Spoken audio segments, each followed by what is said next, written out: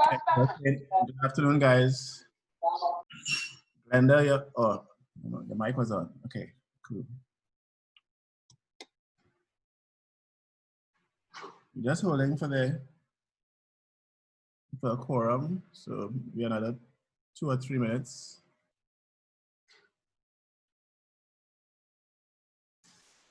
Karen is chairing a meeting, so it's not really on right now.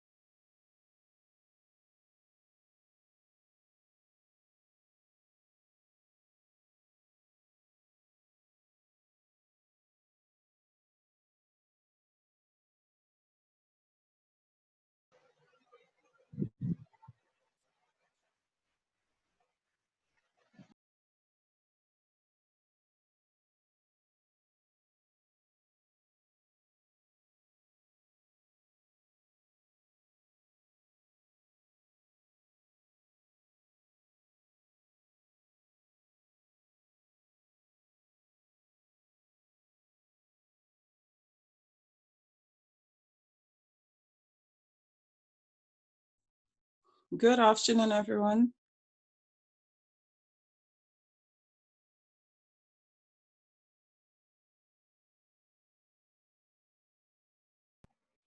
Good afternoon, Belinda.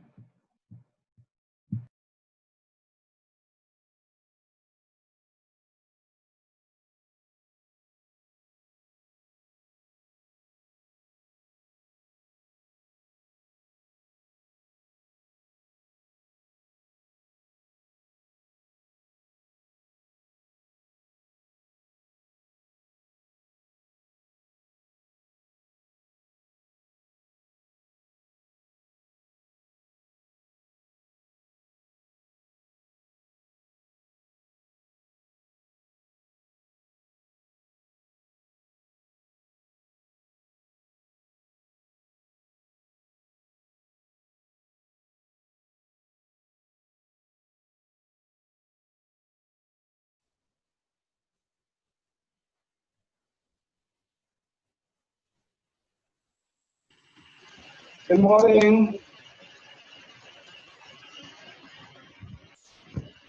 Bonnie, you just woke?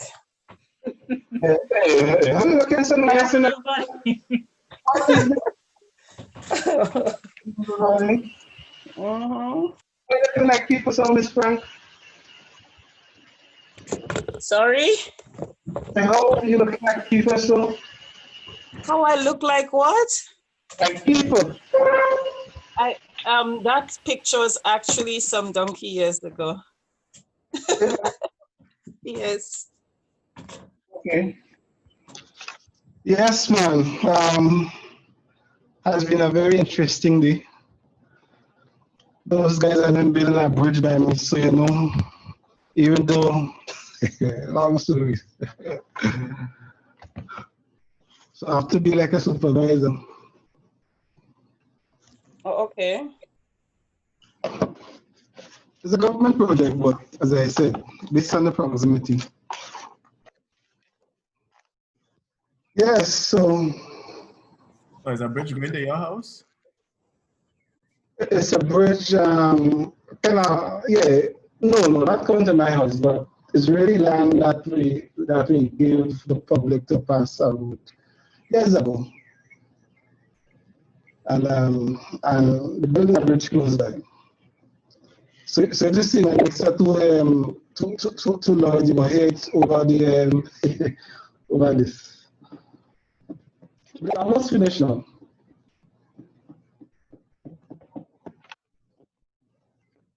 All right. Yeah. So even some of the time just see me run for 5 minutes. Sometimes they do all kind of late work, you know, to help them with water, to help them with different things. But he basically finished. So it's just to put some tiff and finish that. All right.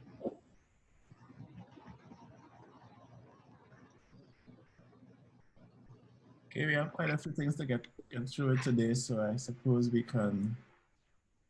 Let's wait for one more person and then we start.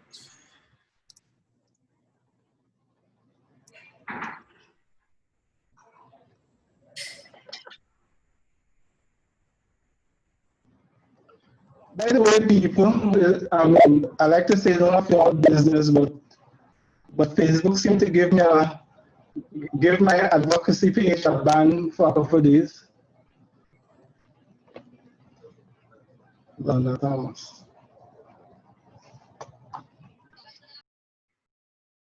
What page is that? Hold on a bit. The name of the page is SALT, Social Action Leading Transformation. Okay. Yes. Just give me a minute. Huh?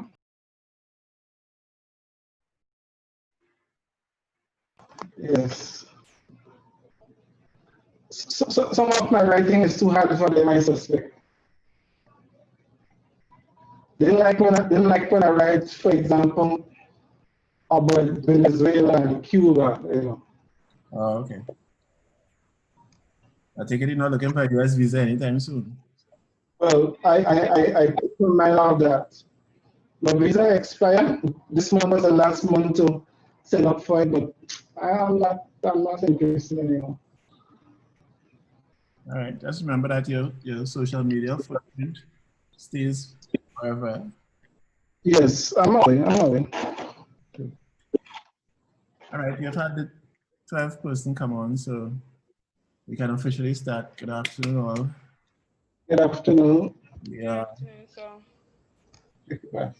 We're into the penultimate week. I hope you guys realize that. Next week is the last official week of teaching, as far as I'm concerned, for the 45 hours that we're supposed to spend together. So unless I'm told something different by the administration, our last two classes will be next week, Tuesday and Thursday. Okay. I already told you guys that there will be no final exam, as is traditional in TAMCC. We are doing our own thing as usual. I'm going to give you an assignment just now that will be due on Tuesday, 5 p.m. on Tuesday. And then you'll get another one that will be due maybe in a week or two time, depending on how much effort it will require. I haven't come to that, I haven't decided on that as yet. So let me just share with you the assignment.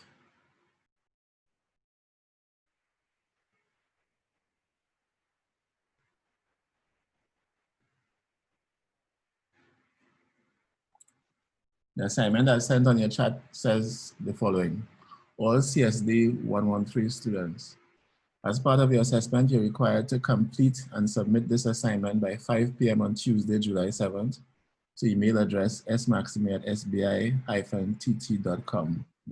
The assignment: describe in your own words what the term value proposition means in the context of marketing for civil society organizations. Using a name scene, for example, of your choice, state a likely value proposition for that organization. Do not exceed 1,000 words in your answer. So that is about 2 pages typed single space. So do not exceed that. So Maxima, you said you sent it in the group chat? I did. I sent it. Today? Just sent it. While I was Market group chat? while I'm reading it, I sent it. Sorry? While I was reading it, I was sending it. Oh, okay. Oh, my phone is not, sorry. Is my phone and the computer not connected? Sorry. Right, yeah, no problem. Absolutely no problem. But I did hear you earlier in the week and told you that this was coming. So it ought not to be a surprise. And as I said, it will not take more than elapsed time for the end of this class. So when we finish at about 6:45 or 7 for the latest, today you still have 1 hour of class time in which you could actually complete the assignment if you so desire. All right, so having said that, let's get on with today's business. Unless there are any pressing questions or comments. None. So I just want a little clarity. The official deadline is Tuesday 4/5, right? Yep. Okay. You can sign before that, obviously. Yeah, But I understand that. I have to get it before class starts on Tuesday. Okay. So the other question, why are you behaving like me and I'm not showing up your video? Oh, because I'm doing multiple screens, checking something on multiple screens, but I'm gonna put on my video just now. I was just I'm not checking. a robot. I'm not a robot. I'm actually. I was just checking, sir. I was just checking. I didn't want to get no ideas. All right. I hope you all can play by those same rules. When I ask people about their cameras not being on, I hope they are as quick to answer as I was. Hint, hint, hint.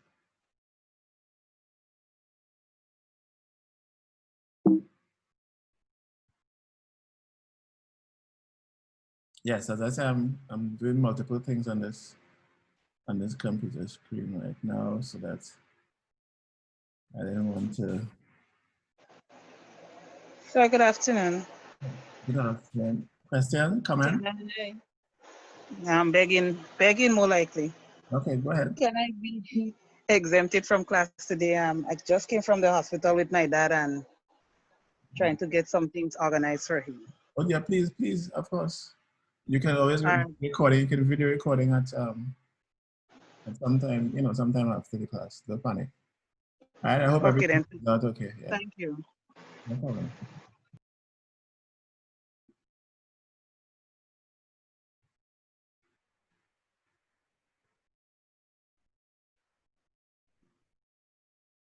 All right, so we're back live. This is proof that I'm not a robot. So apart from Richardson, I've not seen anybody with a camera on, in spite of all the talking that I keep hearing.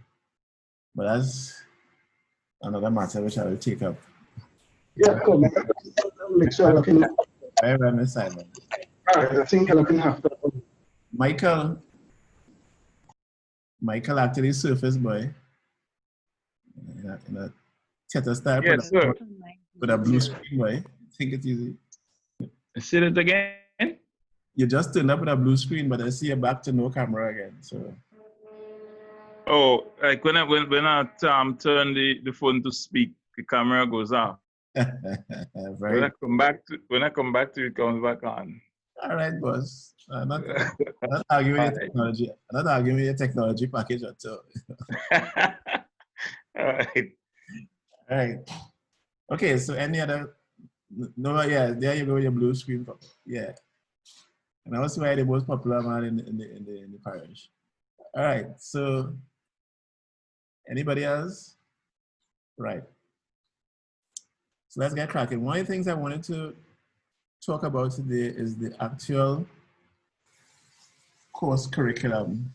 Seeing that we're almost to the end, I just want to run through some of the stuff that we would have touched on over the last, 7 weeks or 6 or 7 weeks.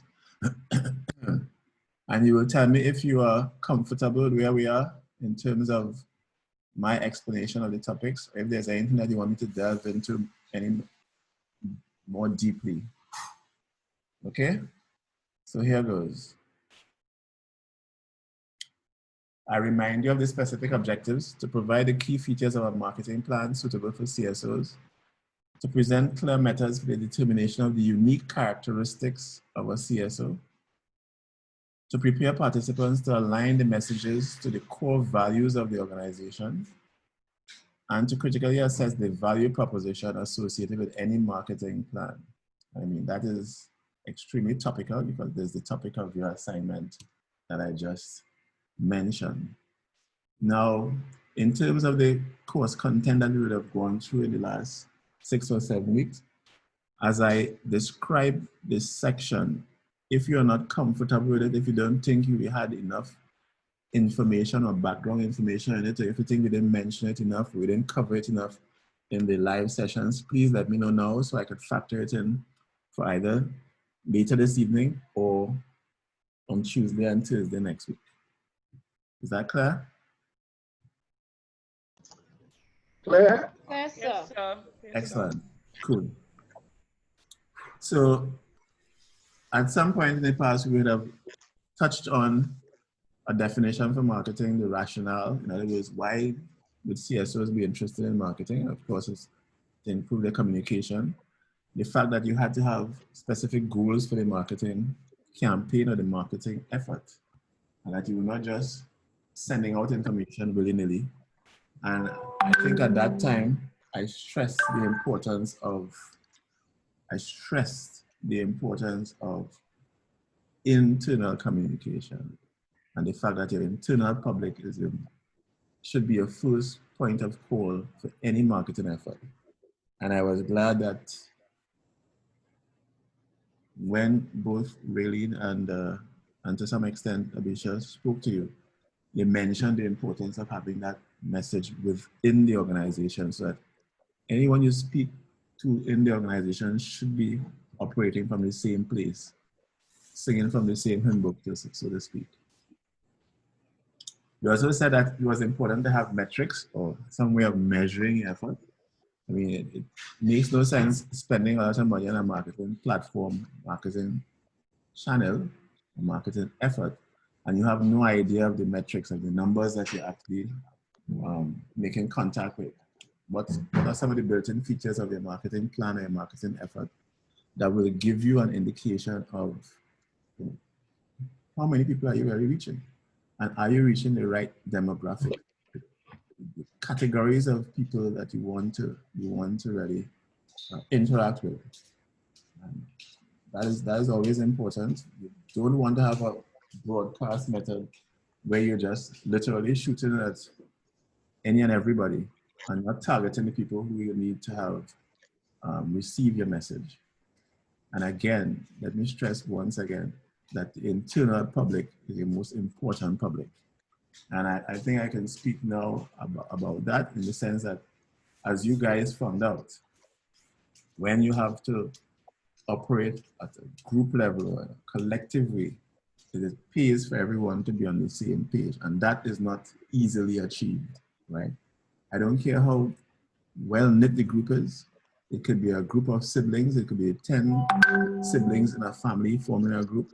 You will always have issues, whether they turn out to be full-fledged, disruptive issues or not. There will always be issues. There will always be differences of opinion.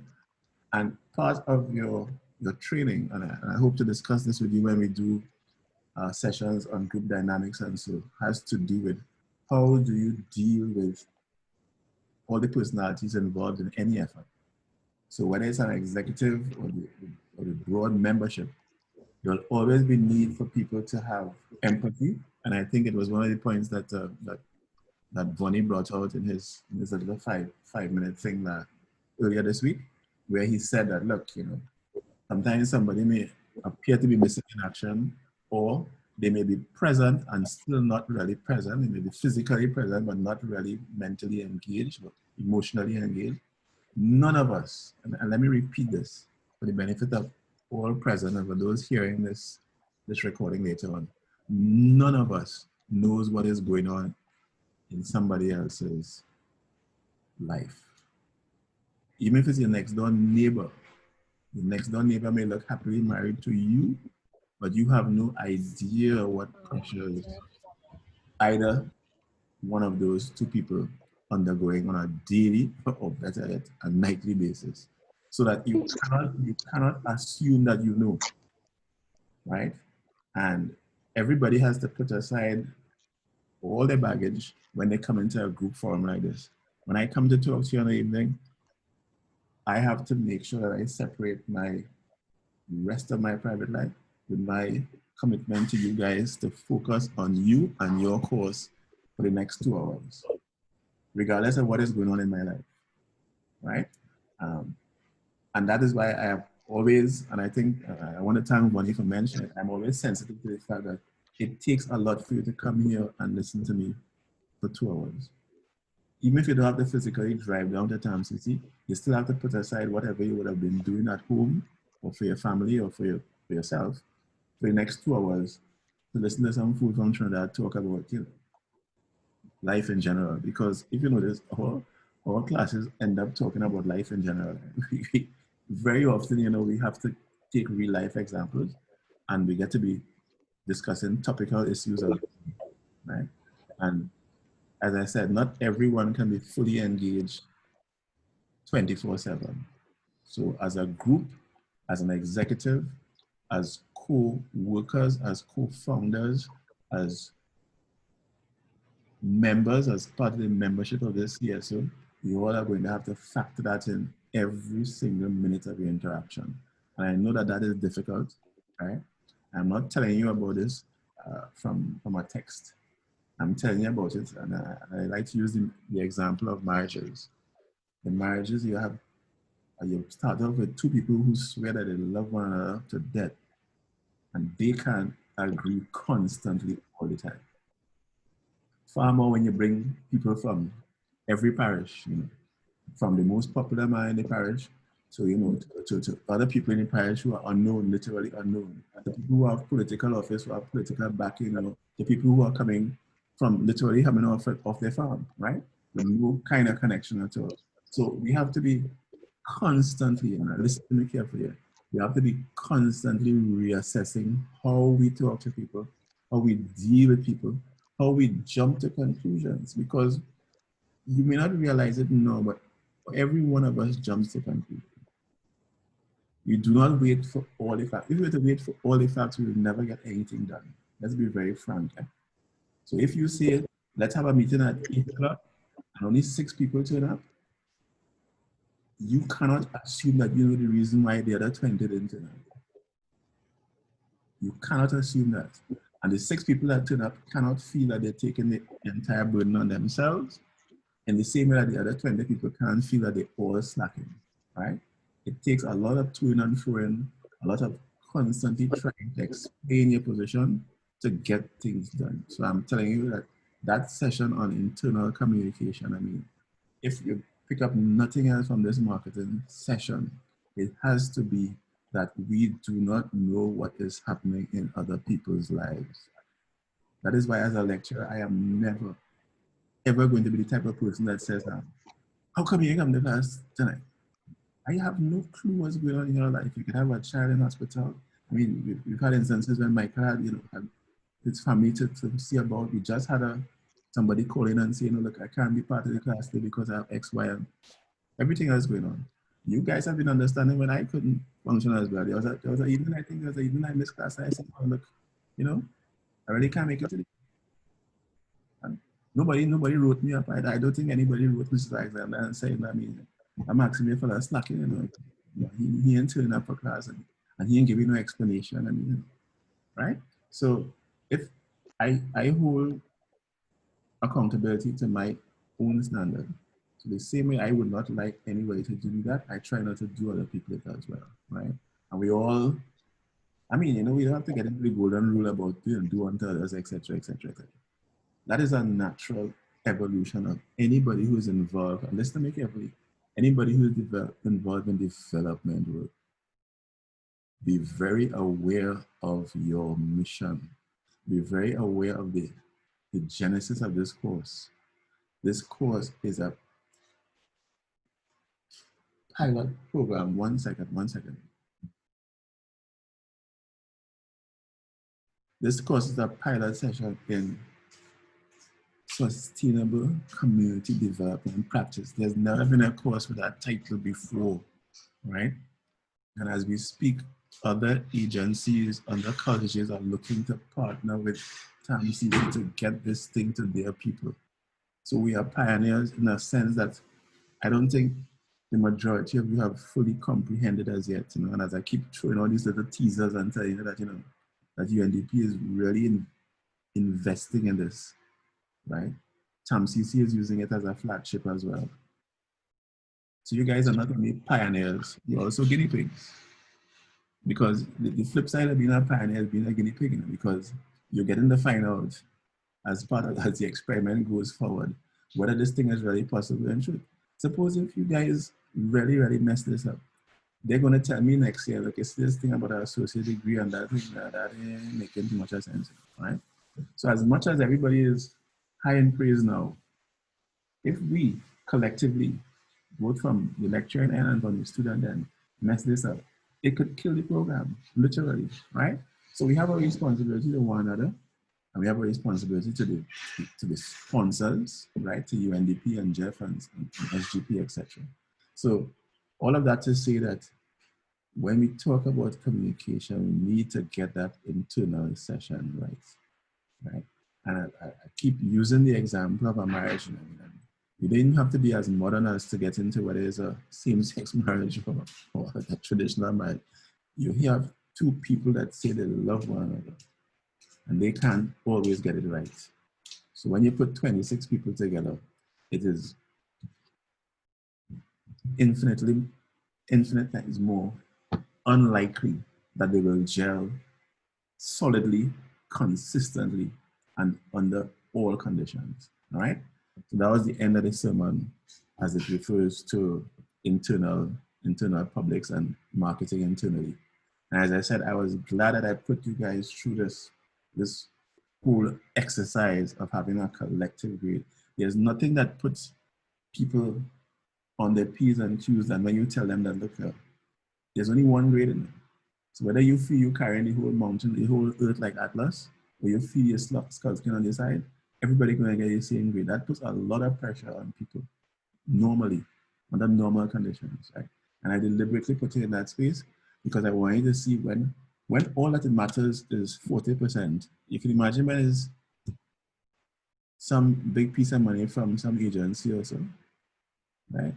If you can get into intricate and delicate conversations because of our 40% grade, then when it's 40,000 US, or when it's more than that, 10 times that, you know, how are you going to handle it?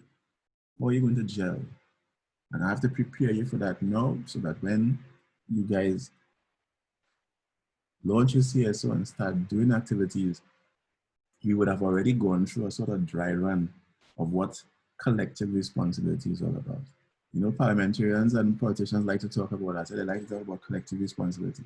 So when the cabinet makes a decision, if you sit down in cabinet and they decide, look, we're going to take 10% of everybody's salary. If you're a member of cabinet when that decision is made, you cannot go outside on the television and say, them fellas and them wanted to take people's salary, you know, but I not in that, you know. I am a man of the people, right? There's no such thing when it's called collective responsibility. Unless you resign from the cabinet, you have to toe that line, right? So that's why I'm saying that's where the internal communication becomes ever so crucial, all right? Cool. So we talked about the metrics and so on, how you measure all these goals and things as part of your marketing, defining marketing. I also spent some time, not just in this, during this course, but previous two courses to talk about Drucker five questions. You know, this thing about who's your customer, what they consider value, what is your plan, what have been your successes, that type of thing, right? So I know we don't have to go over that. Mission. This is the recurring theme in any CSO discussion. Whether we're talking about a proposal or drafting a constitution or marketing, the mission is always key. We have to know the mission.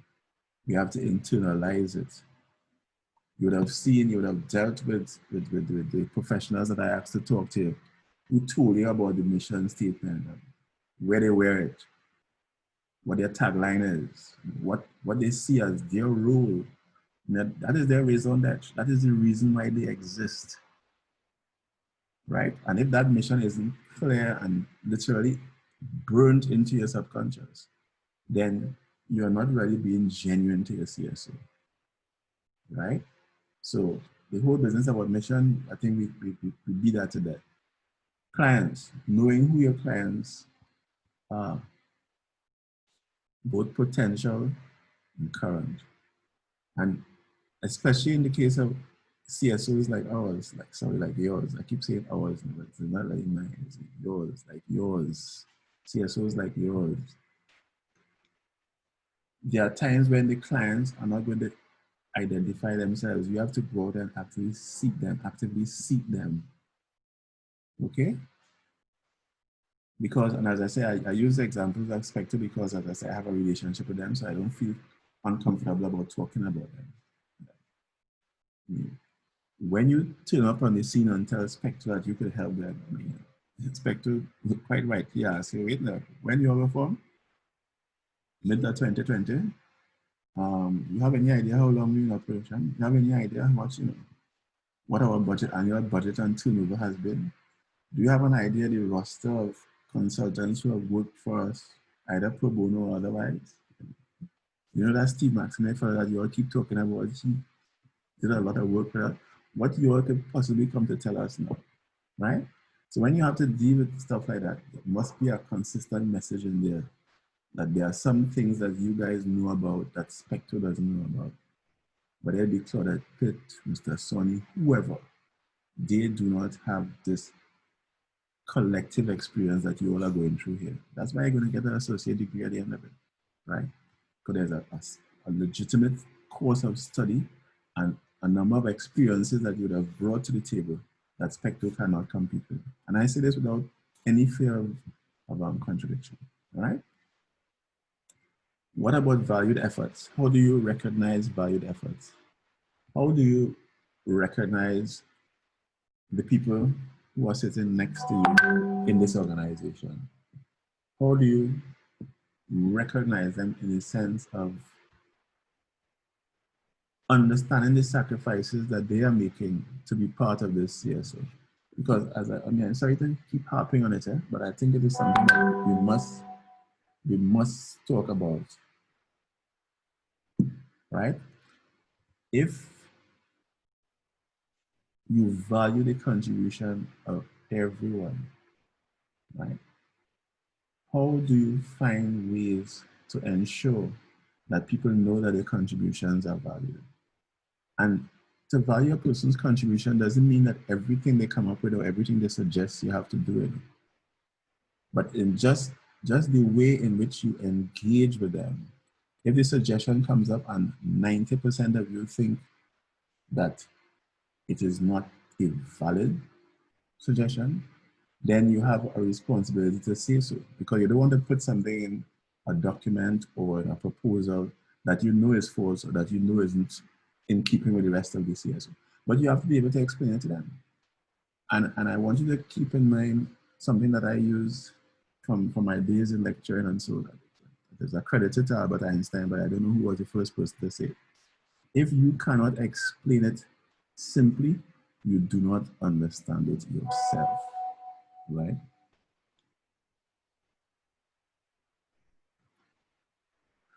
Shamsi, please take care of your health, all right?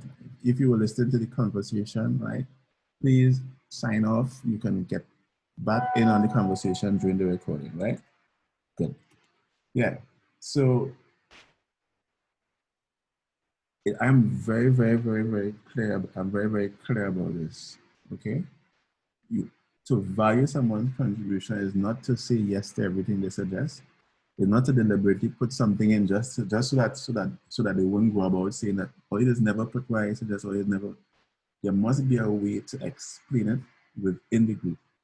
And it falls on the burden falls on those who understand it to be able to explain it. Because as I said, the ultimate test of being able to explain something is understanding it yourself, right? And that is what separates in other contexts, and not in our interaction. In another context, that's what separates real lecturers from people who are just faking it, right? Because anytime, and I say this without any fear of contradiction, anytime you're in a class and you ask a lecturer or whoever is in charge of the session to explain something, and they tell you either it is obvious, so you must know that, or you won't be able to get this until you get to the different stage or until you do a PhD, and then that's rubbish.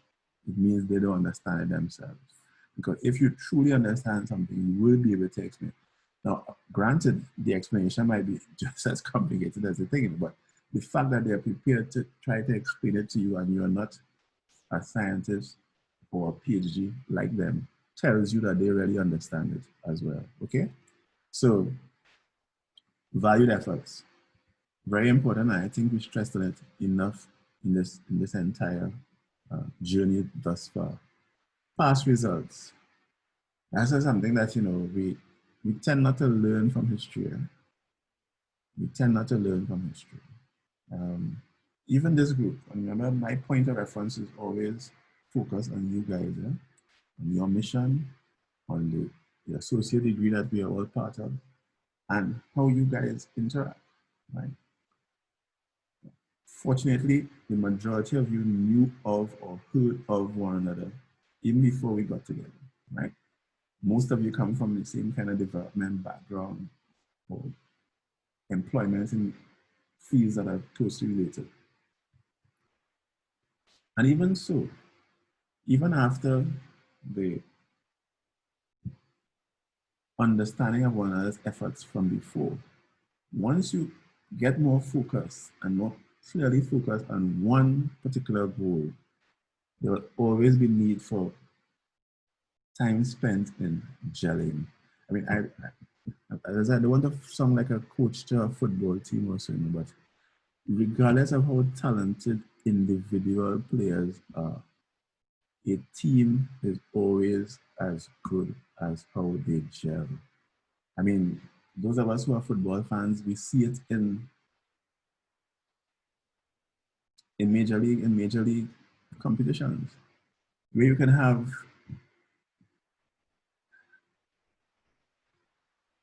a talented player in European soccer go back to Argentina and makes really no difference on the team.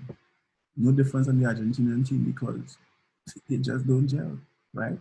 So as great as Messi is, as great as Ronaldo is when he's playing in Europe, when they come to play for Argentina or Portugal respectively, they tend to be a shadow of themselves. And what that means is that they haven't had enough time to gel with the current players in the national team. And even more importantly, the managerial structure. The structure that they're accustomed to in a Juventus or Barcelona, and so it's different to this kind of political structure that they're involved with now when you're talking about the coach of Argentina. Because for those of you who follow football, I mean, the manager of the Argentinian team is not just a football, that's not just a footballer. Good afternoon, Mr. Maximin. Hi. I just wanted to share a good friend. To you. Stevie, everything good? Anything he asks for, right? I can vouch for Kevin. Anything Kevin asks for those groups, for those women's groups, give them it and give them 50%. All right? I need that man number 10 call me, please. Yeah. I'm just using my network there. Kevin is chairing a meeting of the big Agricom project, and Gregory is the big cheese in there. And I was just telling that that I have that big cheese as he is, he's still my friend, he's still part of my network. So I will put in a little word for Kevin and the women's groups up there to make sure that they get what they asked for. So that was what that the other thing was about. All right. Past results, again, has to do with how the team gels and not so much about individual talent and the fact that we need to look back at the records of our performance in the past. All right. They usually say a word to the wise is sufficient. So I'm hoping that that word to all you wise people will be sufficient. Any comments, questions before I move on to the next chapter in what we were supposed to be doing in terms of course content? Anyone? Going once? Just a thought. Sorry, one. Just a thought in terms of, I continue to reflect on internal communication and wonder if sometimes we don't do the service in terms of the efforts we put on the outside as opposed to inside. And in a practical way, for example, it was like, so if you can speak about marketing too, but in a practical way, if you're introducing a product to some people, it might, like just say, might bring them by Rex and splash it off, and but it might be executive, yeah? And not to show if sometimes we treat all internal people that same way. And if we treat them so, it makes a big difference. All right, let me give you an example outside of the CSO sector. Let's take Quartz, right? Quartz is launching a new rotisserie machine or some new piece of equipment, right? If only the people in the store who are assigned to that section, whether it's hardware or whatever it's called, kitchen utensils or whatever, if only those people get to meet the international sales rep for this particular machine, right? If only those people meet it, do you know what impact it has on sales in Quartz when I walk in there and none of the people who were on the original training to talk about that rotisserie machine are on spot? And I ask the young lady or young man standing there, and I say, do you work here? Because that's what people ask. Eh? They don't ask if you work in hardware or if you work in kitchen utensils. Eh? The first thing I'm going to ask is, do you work here? And once that person says yes, what is the automatic response? I am going to expect that he or she knows everything about that machine that I'm going to ask them about. And nothing frustrates you more than a person saying, I don't really work in that department, you know, you have to get them two fellas to see because, you know, because when they did the marketing effort, before they advertised it to the public, they did not do a proper job internally. So I'm agreeing with you, and I'm saying that it works that's how it works in the private sector, but worse in the public sector, where, you know, we figure if you're not in that department, you ain't even supposed to know, right? That is why when you try to connect to a switchboard and you get to the wrong department, people always tell you, no, that's not the department, no, we already know about that, right? And nothing is more frustrating than that, right? As somebody else had to deal with both the public and private sector here in Grenada, I can tell you that when you call a ministerial complex, let's say, and you get the call is forwarded to the wrong department, let's say. Or if the line is busy, you know, sometimes these internal systems, if the line is busy on 2042, extension 2042, they go to 2043. If the people sitting down at 2043 have no clue about what goes on at the desk of 2042, it comes across terribly. Because then they tell you, Vonnie and them here, you know, tell nobody from that department here now. So, and the first reaction of the public is that, well, you're working there. You're working in statistics. Right, Mrs. Sandy? So anything going on in statistics, you're supposed to know. As far as the public is concerned, you know, you're supposed to know. Just like if you work in courts, if they have a new machine, you're supposed to know what this thing is about. Right? So I'm agreeing with you, Bonnie, that in the absence of that proper internal communication, you know, everything really goes haywire. Right? Any other comments, questions? Anybody else? Cool. Mrs. Sandy, did you approve of my reference to your place of employment? Sure. Yeah. you know, I wanted to do that long time, long time. All I right. know you like trouble. Yeah. Is there anything you want to tell us about today? Today's date?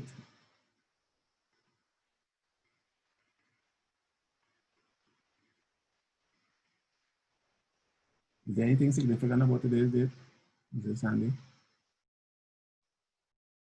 Mrs. Sandy? Hi. Is the technology giving trouble? Is there anything significant about today's date? No, I hear you as if you're in Canada and I'm in Grenada. What was your question?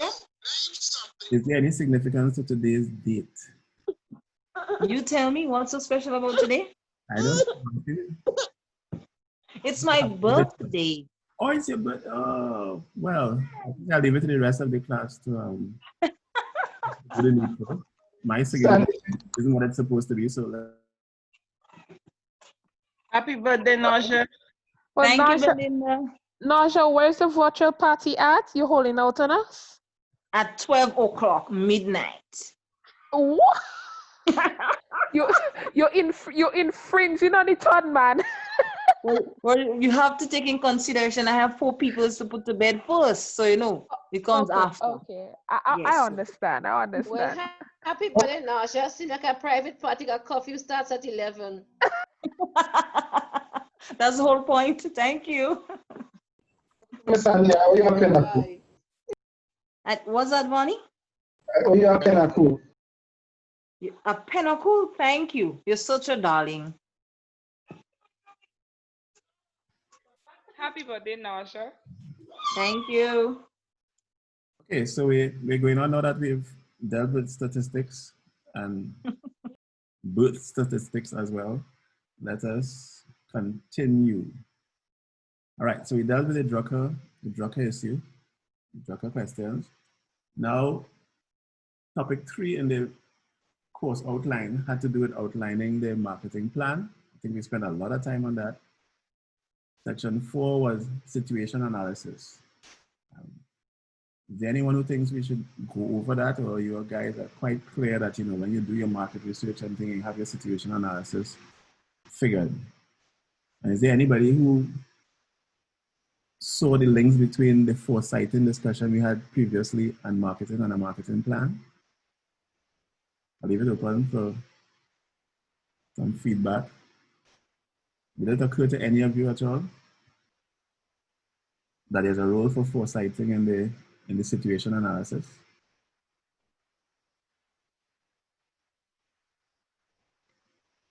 No? Okay, well then let me give you my take on it. Yes, sir. Yeah, Glenda.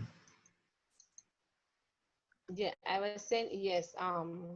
The role for foresighting, it is critical because if we don't know where we want to be, if we don't understand where we're at and don't know where we want to be, then it's like we're walking through this thing or going through this thing blindly. So it is important to have a plan. It's not to have, not just a plan, but a strategic plan, and also have an insight and have foreknowledge as to where you want to be going.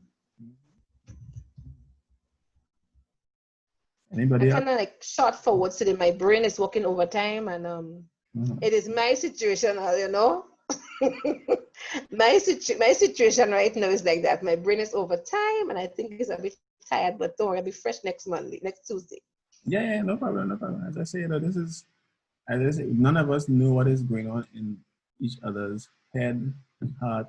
Oh yes, and today was the first day I literally walked since maybe 3 days ago. I couldn't walk, so I actually walked today. Oh, okay. All right.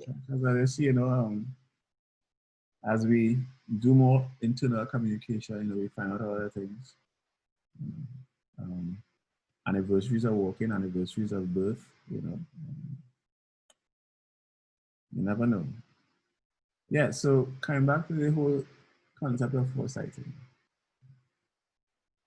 If we go back to one of my favorite topics, entities, and that is Liat. You know, after our conversation on Tuesday, I actually saw an email from Liat that they sent to their valued customers.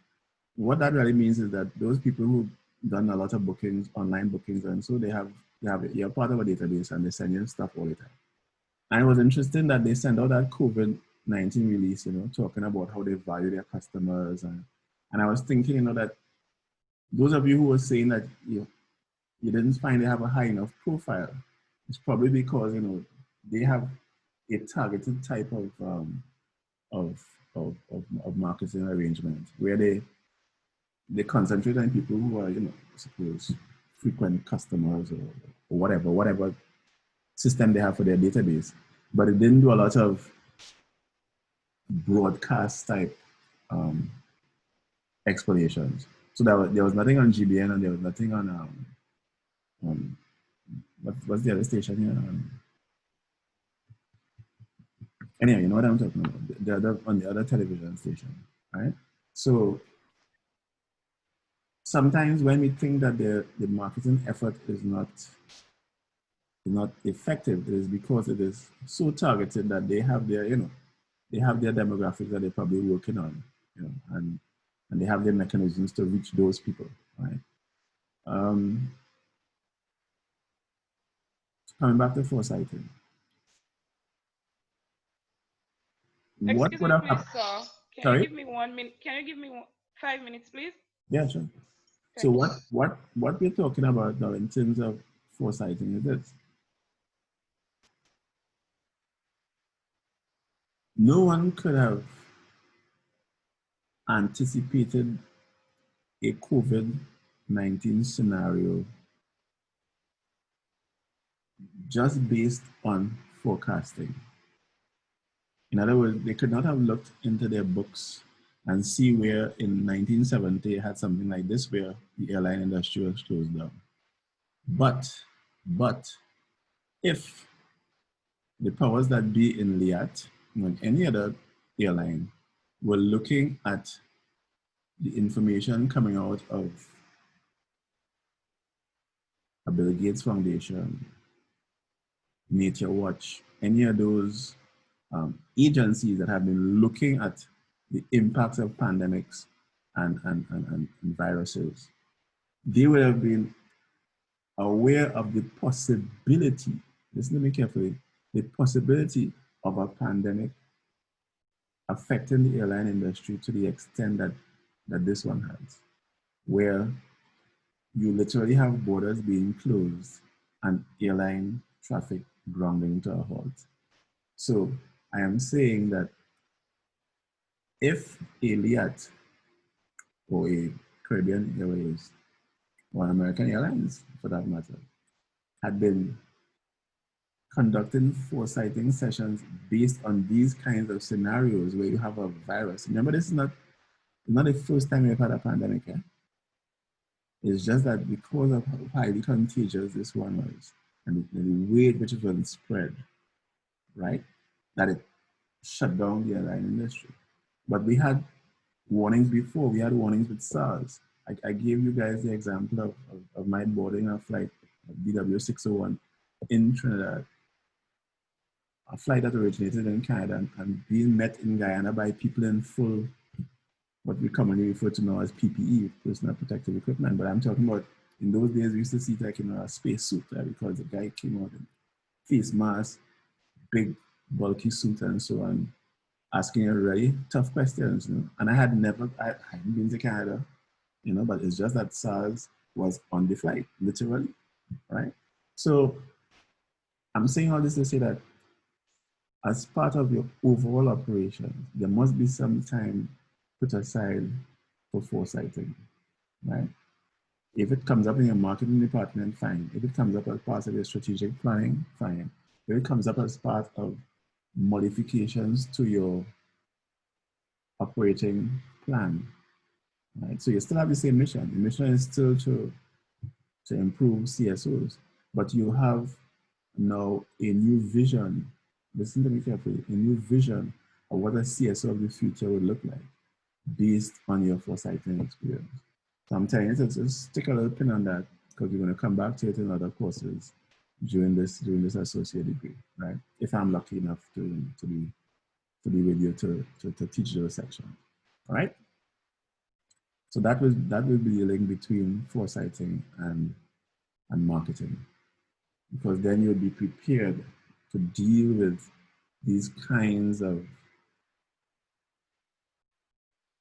issues, because this is not a totally unknown issue. This is not the first pandemic, and from all indications, it will not likely be the last, right? But most agencies and most industries were literally caught with their pants down because they did not have a scenario like this planned into their future operations.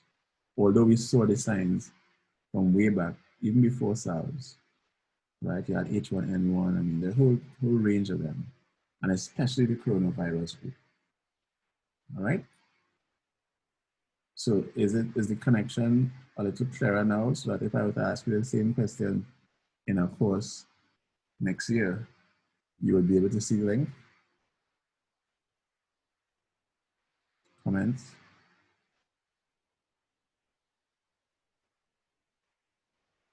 Do you see the link now? Oh, sorry. I was saying it was very low, but I had to zoom into here. So I didn't even hear the last statement you made. Oh, how do you say what's comments? Okay, let me repeat. I said, using foresighting as a method of developing scenarios of possible futures, it would be possible to prepare your CSO, your agency, your company for issues like COVID-19, right? Because as I said, we had instances of it before, so that you know that there's a possibility that coronaviruses could be part of a pandemic. I'm saying that in future, all our operations as a CSO, as businesses, should have the input of some sort of foresighting, where you develop these scenarios, where you say, what if so and so and so happens in 2022 or in 2024? What would you have to be doing now in 2020 to be able to combat that? So in other words, if, let's take Liat.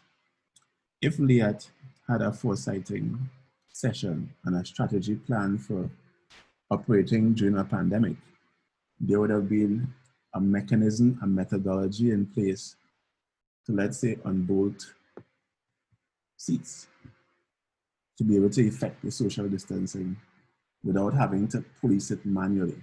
Are you guys see what I'm saying? If it was something that we knew, we had planned for this, we said, look, you know, in the event of a pandemic, you know, and we want to exercise some sort of spatial differential, then there must be a mechanism for us to be able to take out seats, redirect the air conditioning. I'm just, remember, hindsight is 20/20 vision.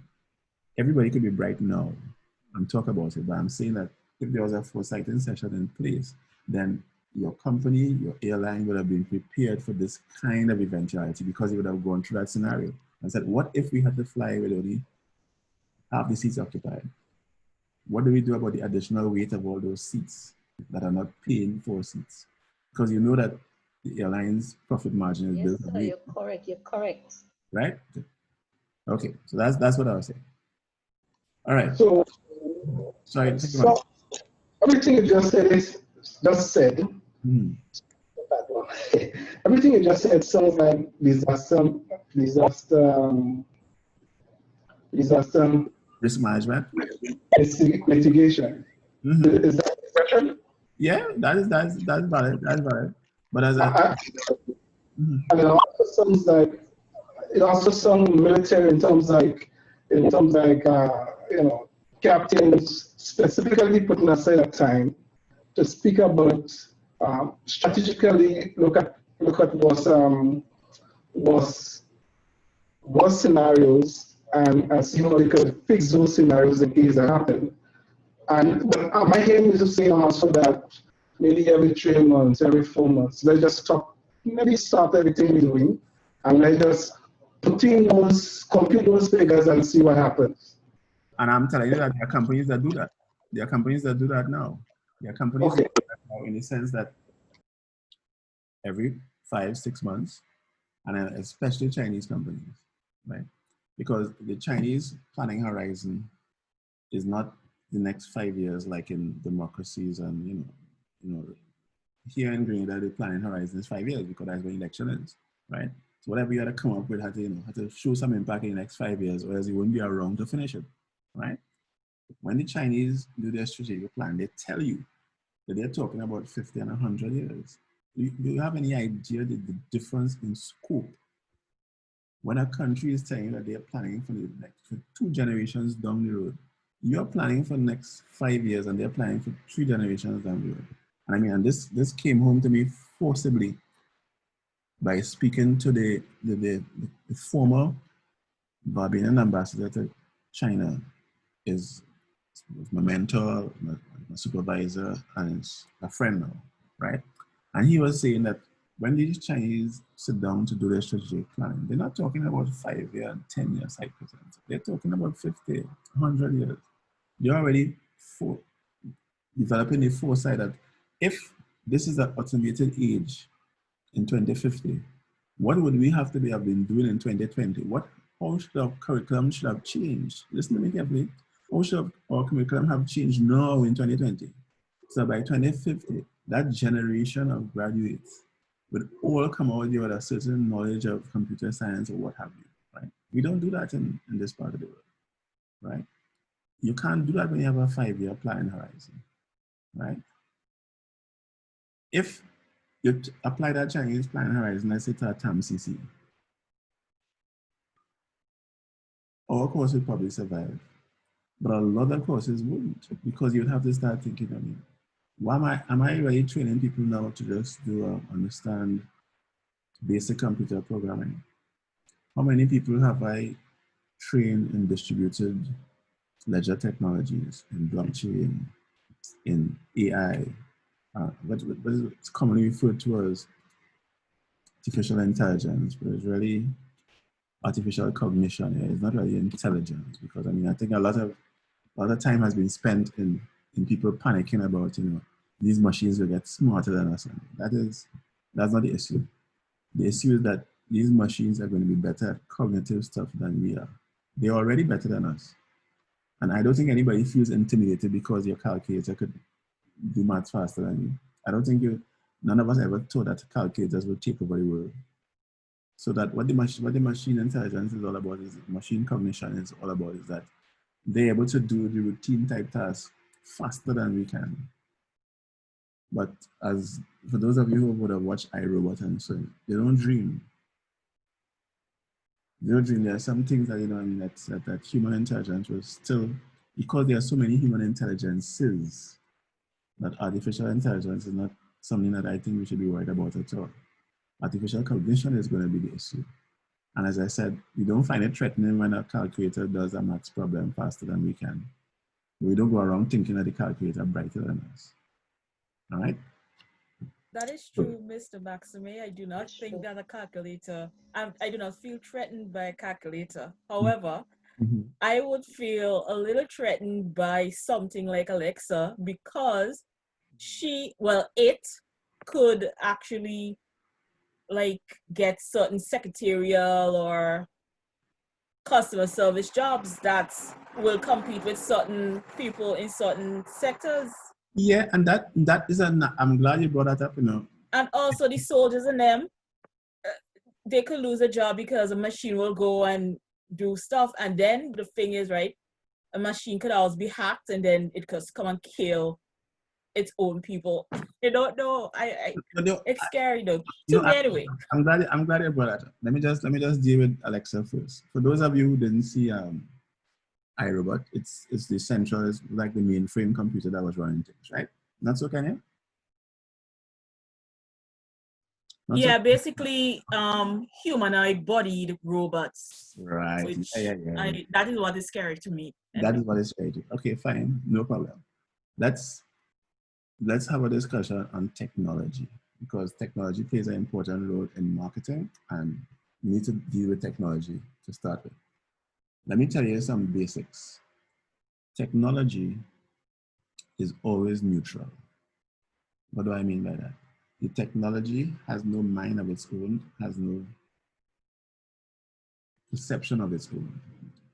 The same person who when the person invented dynamite, Alfred Nobel, that same dynamite could be used to clear a tunnel, like those tunnel here, which makes it easier for you to get from one side of St. George to the next. And that same dynamite can be used to blow up your neighbor house if you don't agree with them, or you don't agree with the sexual practices or something like that. So the technology itself is always neutral. The technology is always going to be controlled by the creators of the technology. So as much as we are against nuclear power, in the sense that you can have a nuclear bomb, half of Sweden and half of Finland and thing would be freezing the you-know-what off if they didn't have nuclear power plants to provide them electricity. So the point is that to every technology, it can be used for good, it can be used for evil as a starting point. So come back now to machines like Alexa or Siri on your phone, on your iPhone, or Siri in your house, you know, that would turn on appliances, turn off appliances. The Apple iPhone 11 Pro, the Apple iPhone SE, second generation, the Apple iPhone 4S, the Apple iPhone 5S.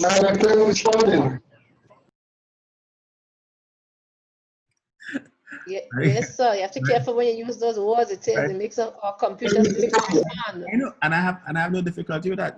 That alone tells you how intelligent it is. Because if it knew it was in class and that, you know, that boy, you could get a G for that, you know, it wouldn't come on. All right. So I rest my case as far as Siri is concerned. No, but seriously, when the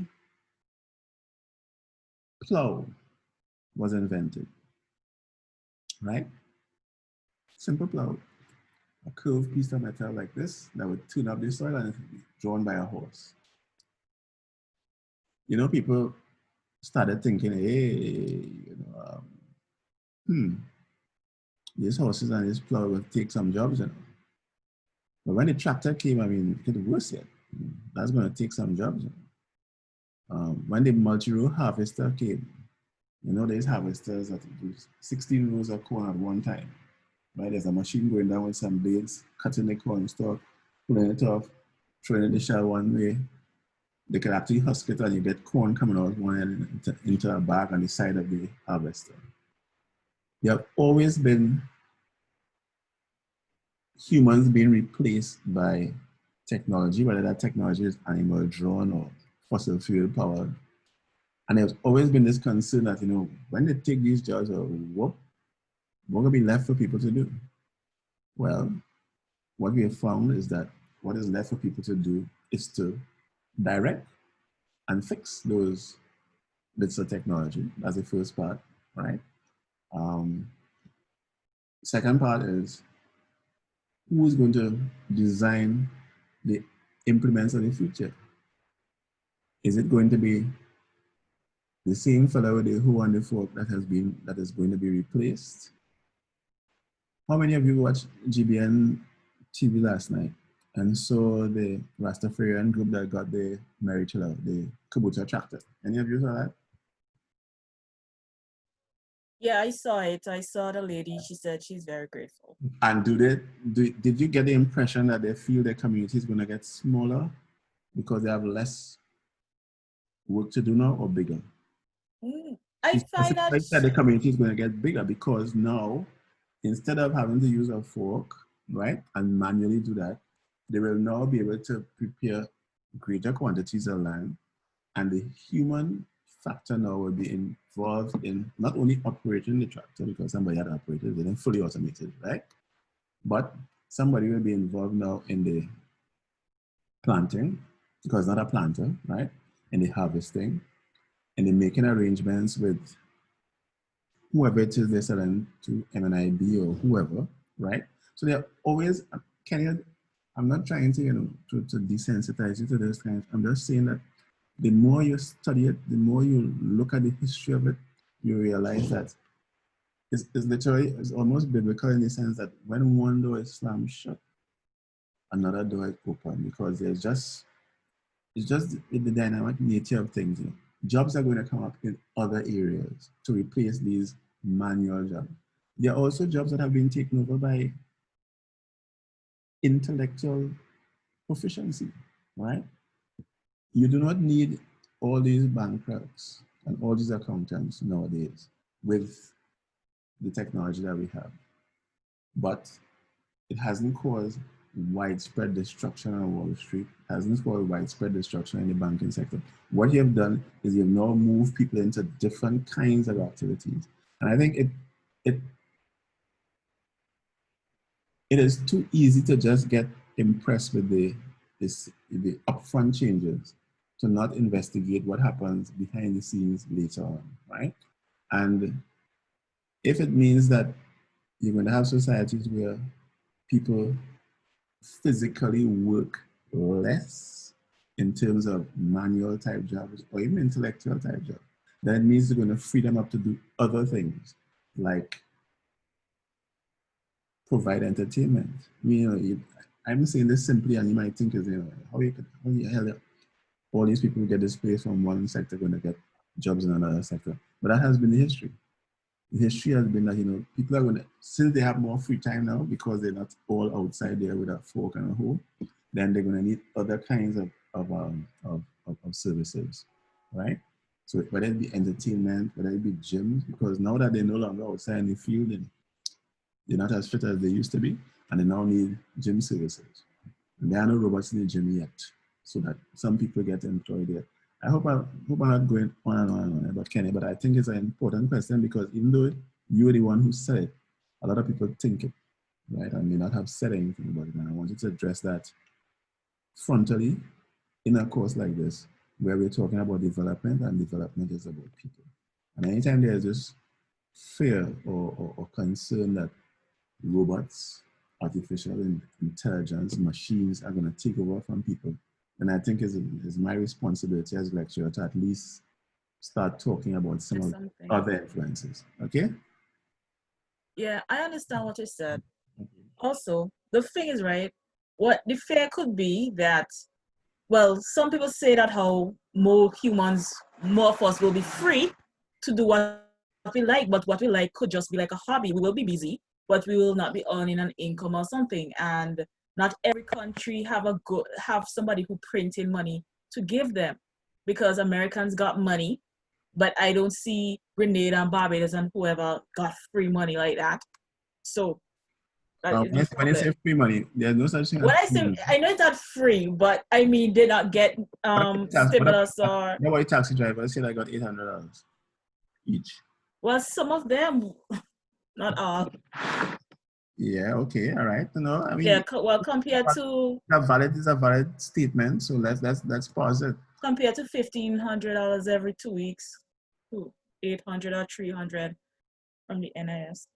Right. And part of the difficulty there is that a lot of them would not have been registered with the NIS in the first place.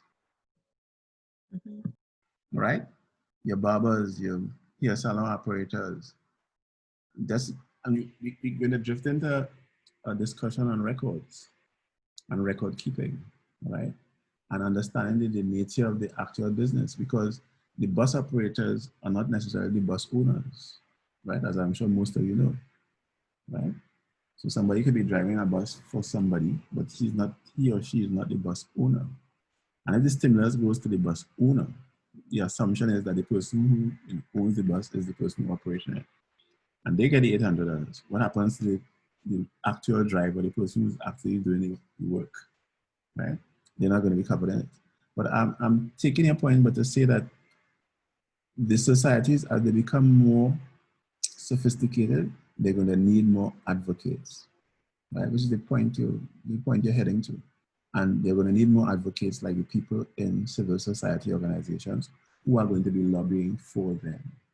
So that same activity that Kevin was involved in earlier for this AgriCom project, and how you empower community groups to be able to be more self-sufficient, even in the midst of a group or two getting a piece of machinery or two. That is not going to change the face of business in the country, right? And I must admit, I am one of those technophiles. I'm one of those people who are not necessarily afraid of technology. I do not profess to understand all the technology, but I know enough to know that they are neutral when they are formed. It depends on how we decide to use it. So that same artificial intelligence is what, artificial cognition is what keeps me safe in my BMW. There's an automatic braking system in there that is changing powers from the drive wheel to the wheel on the inside of the corner, and so that's going to save my life. I don't go around fearing that the car is a better driver than me, but we have come to take some of these things for granted. ABS, direct traction control, all of these things are, in fact, machine run and machine managed systems within vehicles that we use. I mean, we keep talking about LIAT. In every flight, the pilot is usually in control for about 6 or 7 minutes. The rest of it, there's a machine in the background there doing the flying for you, right? We don't fear that, you know, we don't feel that, you know, pilots are going to lose their work. They still need that human presence there, but the pilots are being more effective now because of the automatic pilots. What about diagnosis for your doctors? So there are machines that read X-rays better than doctors can read it with a naked eye. So I'm just saying that, you know, we need to look at it in full context. We need to avoid Hollywood, you know, so we don't want to get too carried away with, you know, the iRobot type finishes, but to understand that changes are coming. The only thing that is constant and is change. Changes are going to come. There are going to be artificial cognition, machines and machinery all about the place. And we're going to survive. You know, they're not going to take over and run us into the ground. Right? They're going to do a lot of the stuff that we keep thinking that we are so good at, better than us. But we don't, I mean, we as a species are not easily intimidated. Dogs have better olfactory senses than we do, smell better than we do. And we use dogs to find stuff and to find people and so on. But we don't go around envying dogs, you know, just because, I mean, they have better olfactory. So that's because a machine can smell better than you and do this better than you. Doesn't mean that, you know, we're going to think that dogs going to take over the planet, right? So, you know, we have to approach all of this with, you know, a fairly balanced view, if you like, right? In the same way that we approach how we understand our marketing efforts, balanced approach. Right? We're going to use the technology that's available. We're going to use the technology to the extent that it serves our purpose. But we're going to understand that the technology in and of itself won't necessarily replace us. It shifts us into different areas, but it won't replace us. So, at least I don't think so. At least not in my, you know, little lifetime I may have left. Okay, Kevin, were you about to say something? Fletch. Hello, Earth calling Kevin.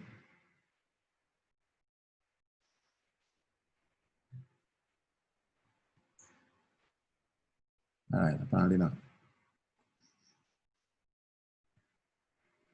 Okay, so Kenny, I hope I started to answer your concerns. And as I said, the more you read and the more, you know, and literally the more we live, you realize that, you know, it's heading in a particular direction, but it's not necessarily going to be a catastrophic one. Yes, I understand. I understand your argument. Maybe it's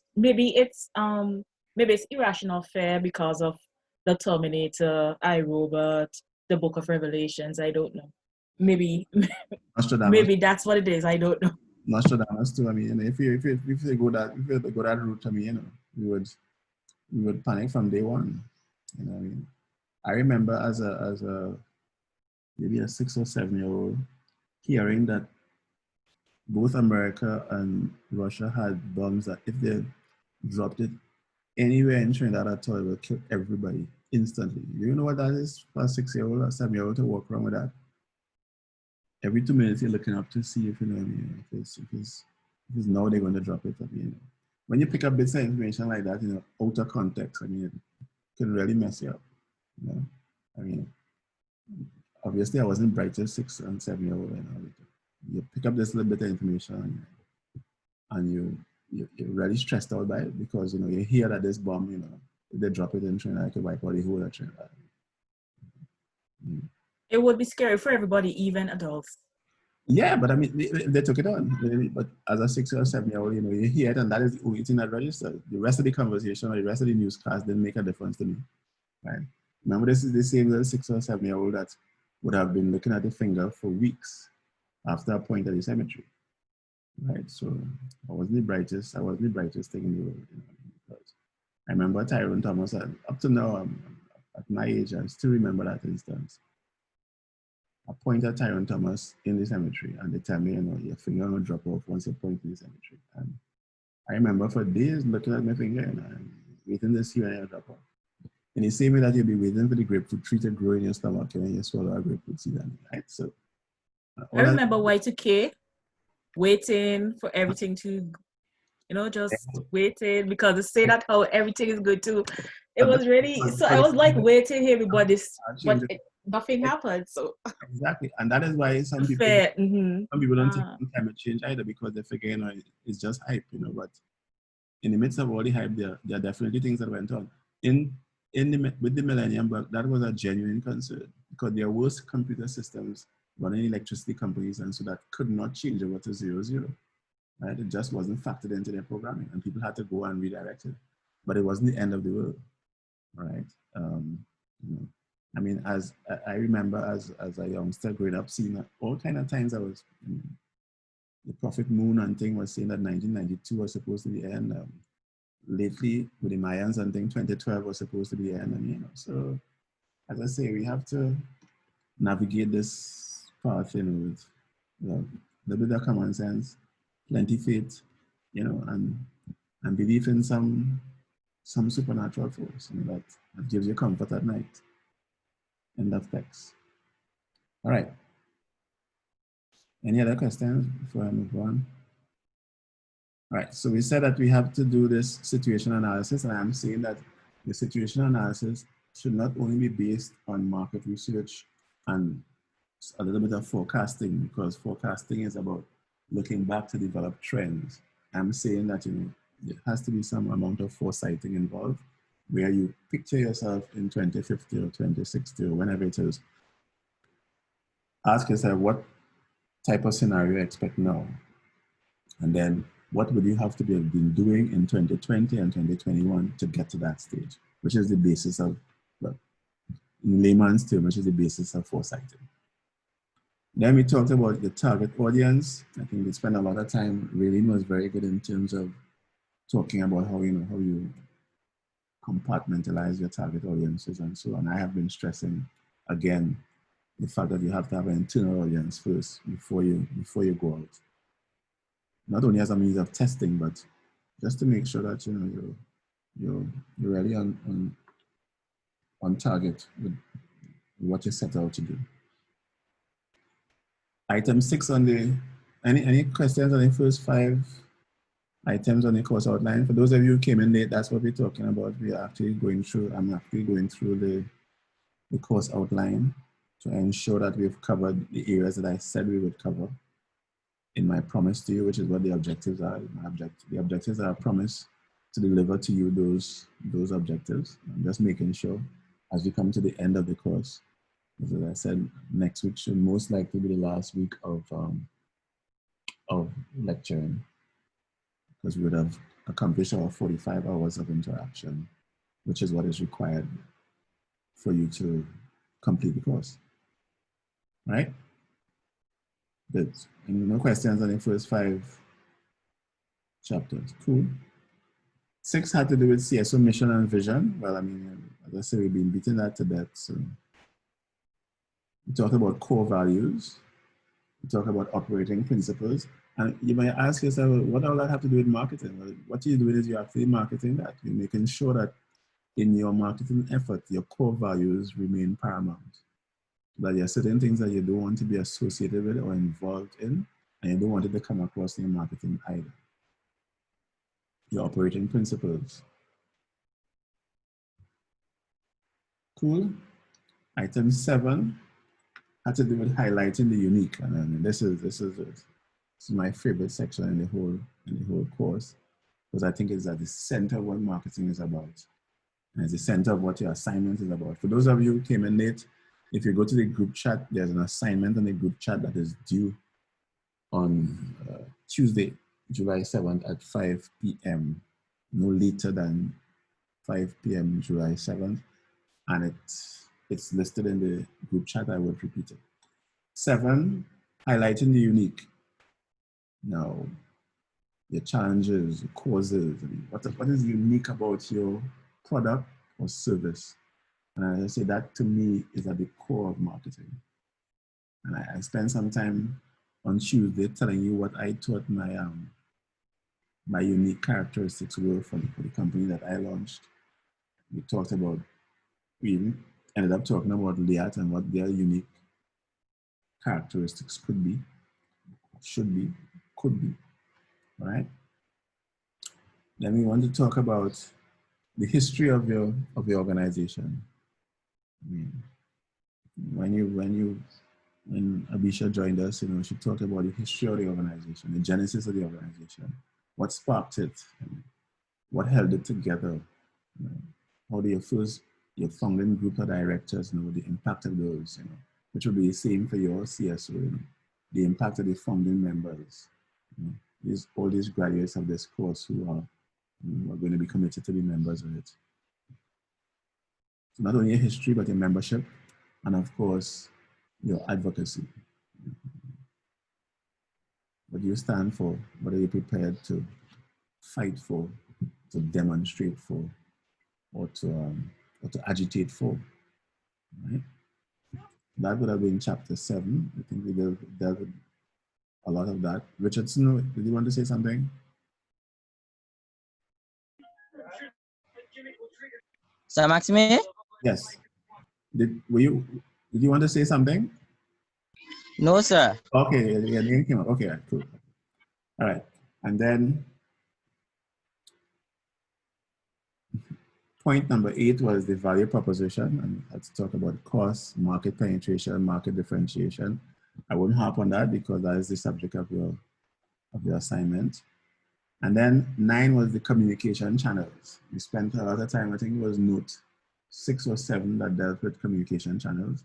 We'll talk a little more about it on Tuesday and Thursday next week. And then 10 was reviewing the strategy, plan, and delivery. And we've been doing that on an ongoing basis for the last, you know, how many weeks of our interaction. So, ladies, gents, we are exactly at 6:30, which is what I had planned. Remember, I told you at the beginning that I wanted to go through the course curriculum, as it were, and make sure that we've touched on the areas that I promised you, which is what the curriculum is a promise of delivery of those things. And I hope that on completion of those 10 items, you'll have an appreciation of marketing as regards coming civil society organizations, and that you will be in fact able to put together, monitor, evaluate, and eventually comment on a marketing plan for any CSO, any type of activity. Because I keep reminding you guys that everything we attempt to learn or discuss in this class can be applied to other situations, other real life situations on a day-to-day basis. And if you develop this schemata that I keep talking about, you know, me and my schema, right? If you develop those connections, those brain connections, you know, where you can pull examples from literally all over the place to make the point that you're making in CSO, sustainable CSO development, community development, and practice, then you'll be well on your way to making full use of this associate degree program and making full use of the interaction with your peers, with me, and with the other professionals who are coming from time to time to help guide this, right? So there ended the sermon. Any comments, questions? Anybody had any issues? Anybody concerned about any of the chapters of the curriculum that we may have, that you may not think we would have gone through in enough detail for you? Speak now, or as they say, forever hold your peace. So this is that time. Comments, questions? Don't all speak at once.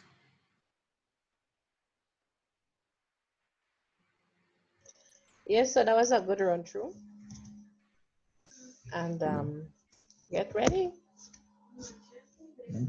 So we're going to have a final exam which covers all the topic in marketing? Nope, that's what I just said. We do not, unlike what CC has suggested, I've decided I will not doing any this paper and pencil test. I'm not interested. Let me repeat the lecture from Tuesday.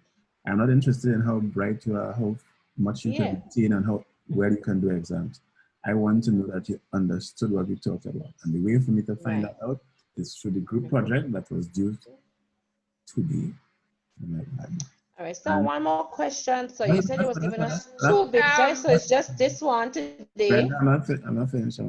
So that we have this assignment, the group assignment that is worth 40%, and then you have 2 30% assignments. The one that is mentioned on the group chat for today, and one that I will give you subsequently, which will be for 30% as well. Okay, thanks. That's what I was trying to find out. Thank you, sir. No final exam. There's no final. Thank you, sir. In paper and pencil test.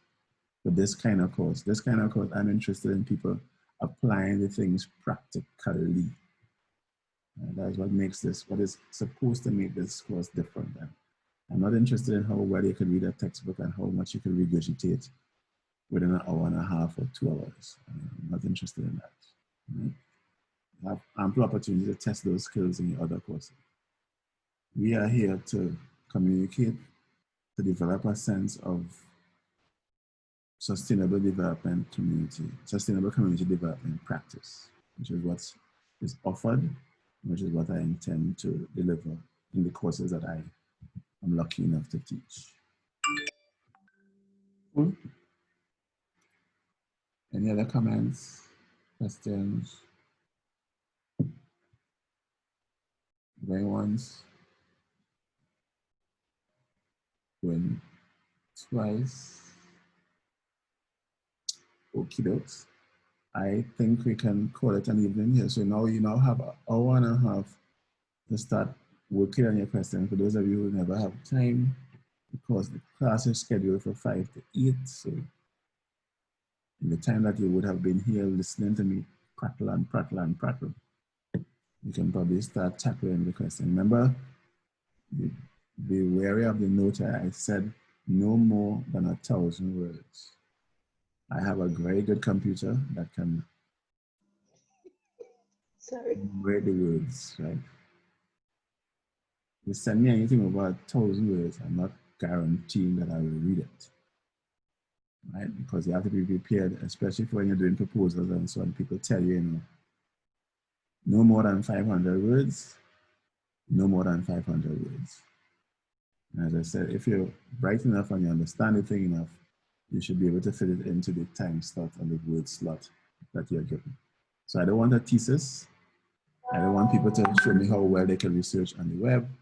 I want you to give me, in your own words, what you think all this talk about value proposition is about, and how you take a real life example of a CSO that you're familiar with and say what the value proposition is there. So, ladies, gents, unless you have any further questions, comments, or gut reaction, I am going